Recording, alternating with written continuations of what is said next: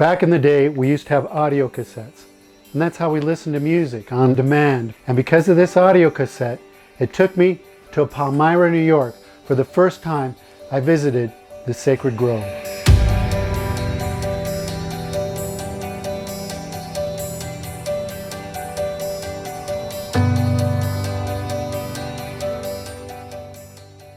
With a Betacam and a Steadicam, we traveled for 2 weeks to hit all the major church history sites from the East Coast to the West Coast.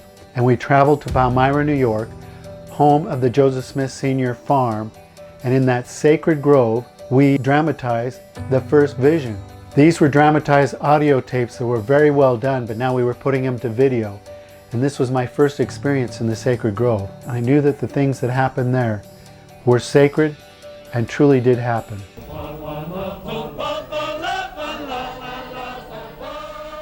At that time, upstate New York was an area of great religious awakenings, as they were called. And the revivalist spirit swept so often and burned so hotly through this region that it became known as the Burned Over District.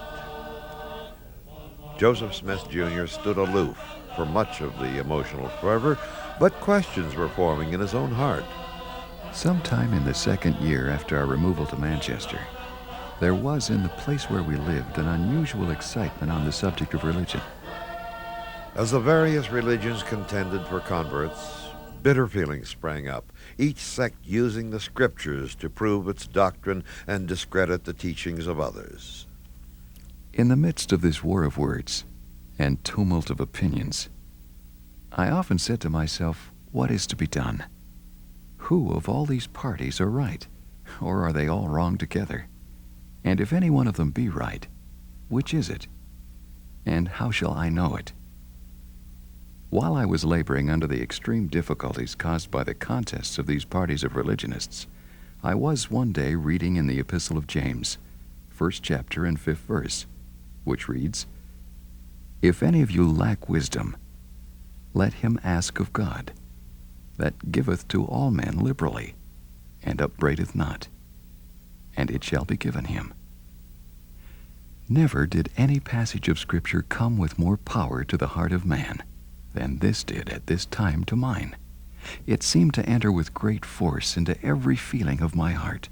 I reflected on it again and again, knowing that if any person needed wisdom from God, I did. At length, I came to the conclusion that I must either remain in darkness and confusion, or else I must do as James directs. So in accordance with this, my determination to ask of God, I retired to the woods to make the attempt. It was on the morning of a beautiful, clear day, early in the spring of 1820. It was the first time in my life that I had made such an attempt. For amidst all my anxieties, I had never as yet made the attempt to pray vocally. After I had retired into the place where I had previously designed to go, having looked around me and finding myself alone, I kneeled down and began to offer up the desires of my heart to God. I had scarcely done so when immediately I was seized upon by some power which entirely overcame me and had such an astonishing influence over me as to bind my tongue so that I could not speak. Thick darkness gathered around me, and it seemed to me for a time as if I were doomed to sudden destruction.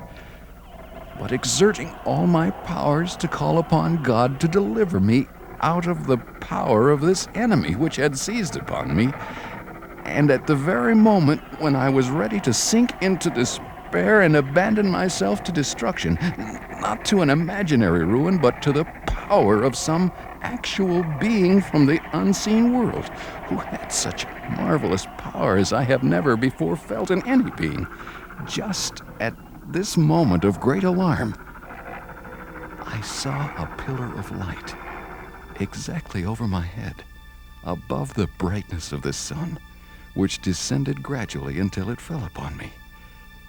It no sooner appeared than I found myself delivered from the enemy which held me bound. When the light rested upon me, I saw two personages whose brightness and glory defy all description, standing above me in the air. One of them spake unto me, calling me by name, and said, pointing to the other, This is my beloved Son. Hear him. My object in going to inquire of the Lord was to know which of all these sects was right, that I might know which to join. No sooner, therefore, did I get possession of myself as to be able to speak, than I asked the personages who stood above me in the light, which of all these sects was right, and which I should join. I was answered that I must join none of them, for they were all wrong. And the personage who addressed me said that all their creeds were an abomination in his sight, that those professors were all corrupt, that they draw near to me with their lips, but their hearts are far from me. They teach for doctrines the commandments of men, having a form of godliness, but they deny the power thereof. He again forbade me to join with any of them, and many other things did he say unto me, which I cannot write at this time.